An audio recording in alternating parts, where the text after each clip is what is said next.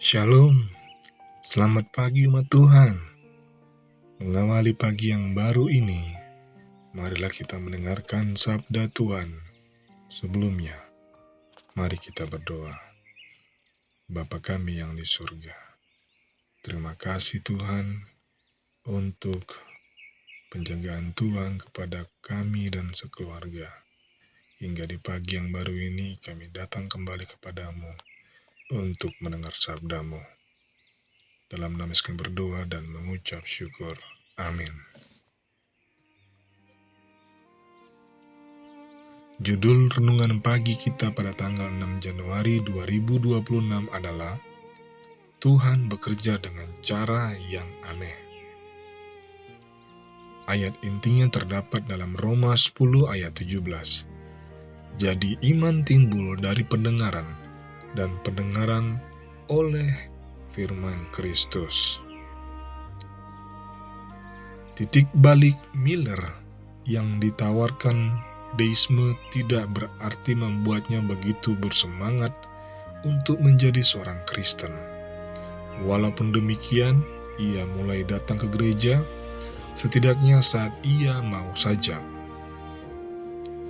Titik balik berikutnya dalam kehidupan Miller terjadi pada bulan Mei 1816 ketika ia mendapati dirinya menyebut nama Tuhan dengan sia-sia.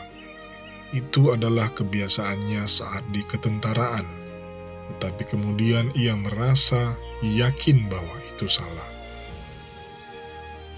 Tindakan itu mungkin tampak tidak penting bagi kebanyakan orang, tapi topik mengenai agama telah menggelisahkan pikiran Miller selama beberapa waktu. Akibatnya peristiwa itu memicu krisis dalam hidupnya.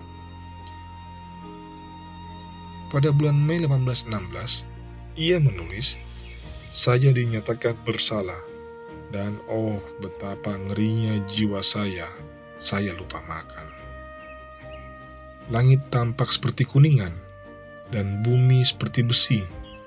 Demikianlah saya bertahan hingga Oktober, ketika Tuhan membuka mata saya." Dua hal terjadi pada September 1816 yang mempersiapkan Miller menghadapi krisis di Oktober itu. Yang pertama adalah perayaan pertempuran Plattsburgh. Sambil mempersiapkan diri untuk perayaan yang penuh kegembiraan yang meluap-luap itu, para veteran menghadiri khotbah pada malam sebuah pesta besar. Mereka pulang dengan pikiran yang mendalam. Doa dan pujian telah menggantikan pikiran, kegembiraan, dan pesta pora saat mereka mengenang keadaan pertempuran yang sengit dan kemenangan mereka yang mengejutkan. Peristiwa kedua terjadi pada hari Minggu berikutnya. Ibu Miller mengetahui bahwa Miller tidak datang ke gereja setiap kali pendeta pergi keluar kota. Pada kesempatan seperti itu, salah satu diaken hanya akan membacakan khotbah yang terkesan tidak menarik. Miller melakukan kesalahan dengan mengisyaratkan bahwa jika dia sendirilah yang membacakan khotbah, maka ia akan selalu hadir. Jadi, Miller yang masih menganut deisme secara rutin menerima undangan untuk menyampaikan khotbah yang dipilih oleh para diaken. Pada tanggal 15 September 1816, ia membaca sebuah khotbah yang begitu menyentuhnya, sehingga di tengah-tengah khotbah itu, ia terduduk. Ia telah membaca krisis spiritual.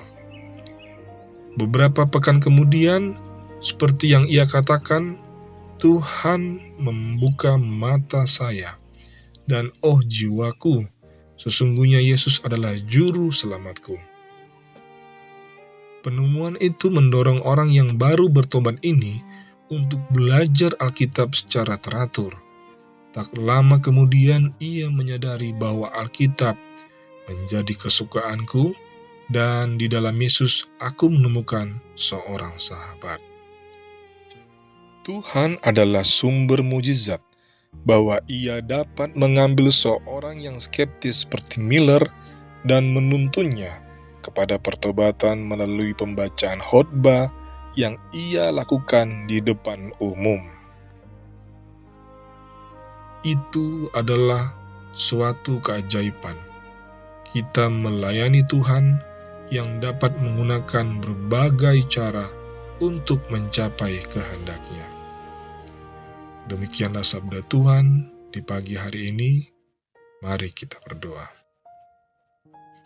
Bapa di surga, terima kasih Tuhan atas sabda-Mu yang mengajarkan kami, mengingatkan kami bahwa Tuhan hadir pada saat kapanpun untuk membawa kembali umat Tuhan datang kepadamu, menyerahkan diri, dan seterusnya mengambil alih untuk memberikan pengajaran kepada orang-orang yang membutuhkan kebenaran akan firman Tuhan. Bantulah hamba-Mu, kami semuanya dan sekeluarga, agar bisa menjadi pelita di tengah-tengah kehidupan kami. Kami serahkan hidup kami sepanjang hari ini ke dalam tangan dan lindungan Tuhan, dalam nama Yesus kami berdoa dan mengucap syukur. Amin.